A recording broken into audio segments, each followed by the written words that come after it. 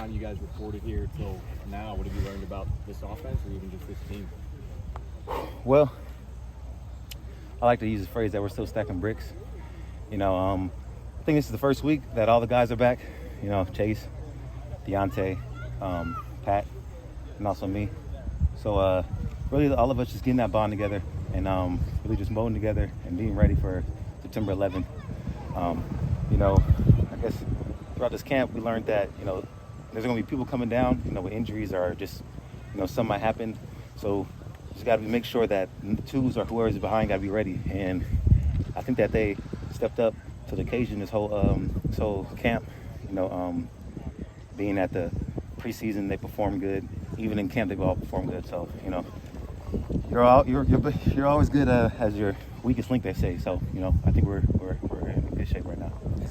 How frustrating? Oh yeah, frustrating. That's right. So yeah, like I said, it's frustrating, but it was a good, never bad situation. So, for me to teach the young guys and for me to bond with all the new guys and to see, like I said, the other guys performing, that's pretty good.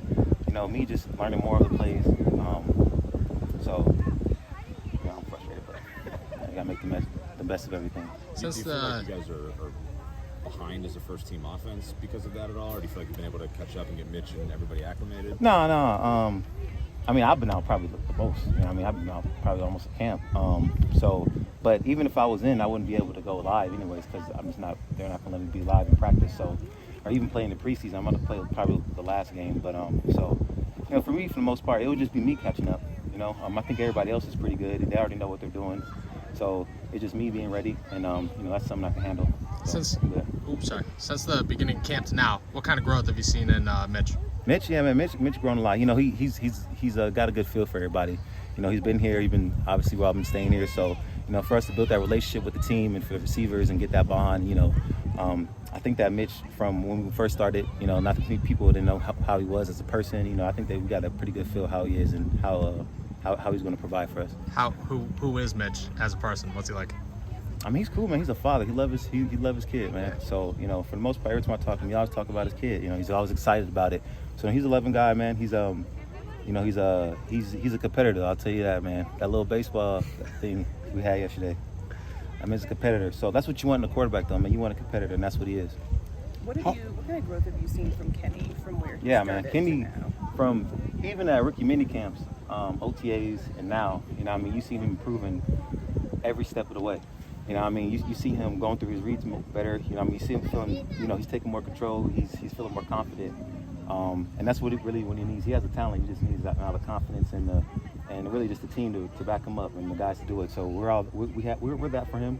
And for, like I said, him during rookie minicamp, OTAs, and now it's a drastic jump. So he's gonna be good for sure. Does he get a boost of confidence from running with the twos? I know it's part of like an organized plan by the coaches to shuffle the quarterbacks around different groups. But have you noticed him kind of taking advantage of working with the second string?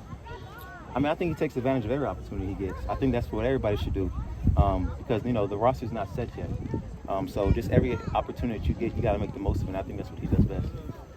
Now, as you practice, been there for a while, and you've done the laps, you've done the hill. I know that takes a lot of physical endurance, but how have you been able to build that mental endurance to be able to continue to try to push yourself physically like that? Yeah, man. So, even when I wasn't hurt, I try to tell myself, I'm going to do a lot of stuff after practice. So running hills is one of them. But then I got hurt, so, there's always something, if you have a plan, there's a lot of unexpected stuff that happens. So I got hurt. So I had to find a way to kind of like replace with the days that I missed not running and stuff. So, I try to just run after practice as much as I can before practice. And then, just trying to wear stuff like this, just kind of replace that. It's hot as hell out here. So I'm dehydrated as hell. I'm licking my lips still like that. Boy, I'm dehydrated as hell. But, just finding ways to replace the days that I missed. Because, I just want to be prepared for anything that's presented to me during the season. So if it's a heavy workload, I want to be prepared for that. Like I said, I was down for 2 weeks. So, I kind of went back conditioning-wise. But, I've been doing a lot of swimming, hills, running extra.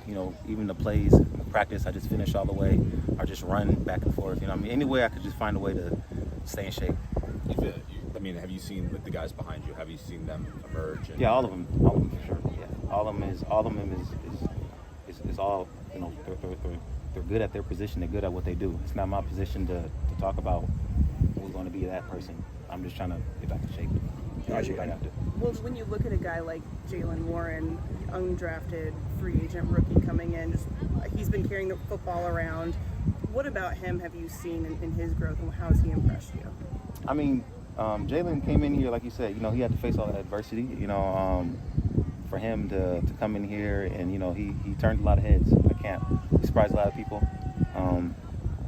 So, like I said, I don't know what's going to happen. That's not my decision, but, I think he's a good player and, looking forward to see what happens in the future. Where do you see what Anthony was doing Saturday night in there? I was pumped to see everybody, man.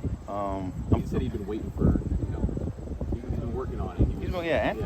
Anthony has looked really good this whole camp. I mean, I think Anthony, just like Jalen, surprised, not surprised, but I think that he made sure, he made a stamp that he could be that guy for sure. Just Ant out at running back, him out in the slot, just him being so versatile. I think that's what separates him from a lot of people.